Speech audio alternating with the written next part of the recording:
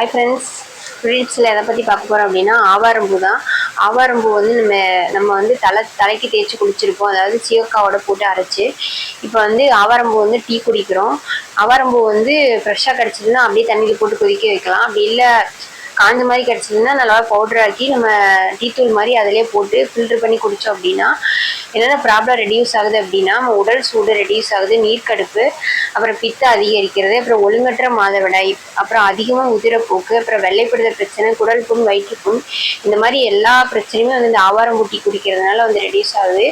நம்ம வந்து ஆவாரம்பூ மட்டும்தான் போடணும், டீத்தூள் போட்டு இதை போடக்கூடாது. அப்புறம் பெனிஃபிட்டே இருக்காது. வெறும் தண்ணியில் வந்து ஆவாரம்பூ பவுடரு இல்லை பச்சை ஆவாரம்பூ கிடச்சிதுன்னா அதை நல்லா கொதிக்க வச்சு ஃபில்ட்ரு பண்ணி நம்ம வந்து நாட்டு சர்க்கரையோ தேனோ கலந்து குடிச்சிட்டு வந்தோம்னா இந்த பிரச்சனையெல்லாம் சால்வ் ஆயிரும்.